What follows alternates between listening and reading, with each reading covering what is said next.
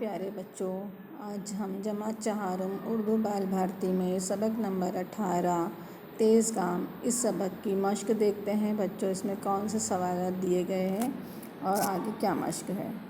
بچوں، سب سے پہلے اس میں ہے سبق نمبر 18 تیز کام۔ اس میں ہے الفاظ معنی، مشکل الفاظ کے معنی دیے گئے ہیں۔ پہلا ہے ڈیرا ڈالنا، مطلب ہوتا ہے ٹھہرنا۔ نمبر 2 ہے جھرنا، اس کا مطلب ہوتا ہے چشمہ، پانی کا چشمہ ہوتا ہے نا، آنکھوں پر لگانے والا چشمہ نہیں بچوں، ہم وہ بھی چشمہ سیم لکھا جاتا ہے لیکن یہ چشمہ جھرنا کو کہتے ہیں۔ اس کے بعد ہے بچوں باز آنا۔ کیا لکھا ہوا ہے یہاں پر؟ باز آنا کا مطلب ہوتا ہے مراد چھیڑنے سے رک جانا، کسی کو ستانے سے رک جانا، اس کو کہتے ہیں باز آنا۔ سانس پھولنا مطلب تھک جانا۔ یہ ہو گئے الفاظ کے معنی۔ اب بچوں ہے ایک جملے میں جواب لکھیے۔ اب ہم کو دیکھنا ہے کون کون سے سوالات ہیں۔ نمبر 1 ہے بچوں نے کہاں ڈیرا ڈالا؟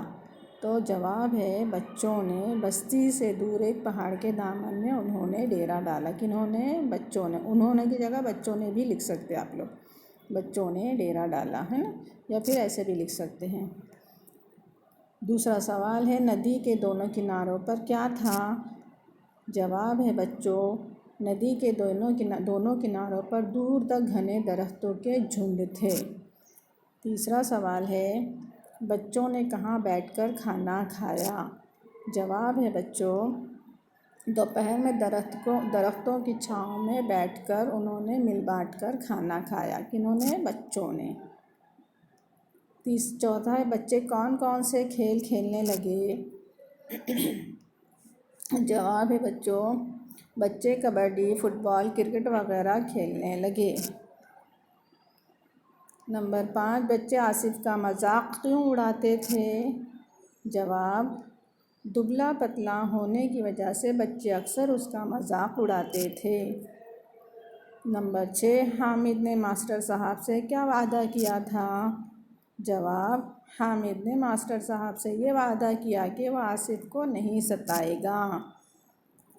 نمبر 7 آصف کو تیز گام کیوں کہا گیا؟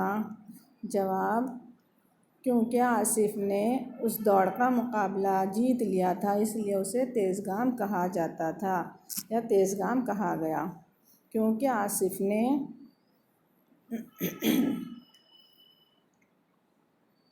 یہ ہٹا دینا ہے بچوں کیونکہ آصف نے دوڑ کا مقابلہ جیت لیا تھا اس لیے اسے تیز گام کہا گیا۔ اب ہے بچوں مختصر جواب لکھیے، تفصیل میں جواب لکھنا ہے۔ نمبر 1 ندی کے کنارے پہنچ کر بچوں نے کیا کیا؟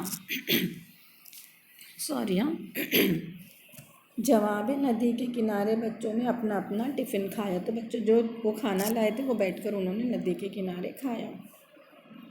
نمبر 2 آصف الگ تھلگ کیوں رہتا تھا؟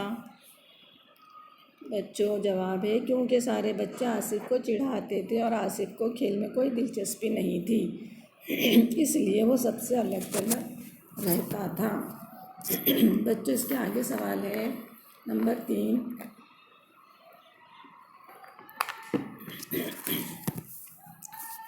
ماسٹر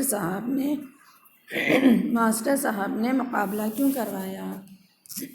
تو بچوں اس کا جواب ہے تاکہ سارے بچے آصف کو دبلا پتلا ہونے کی وجہ سے اس کا مذاق نہ اڑائے، اس لیے انہوں نے مقابلہ کروایا۔ لکھیے کہ ذیل کے جملے صحیح ہیں یا غلط۔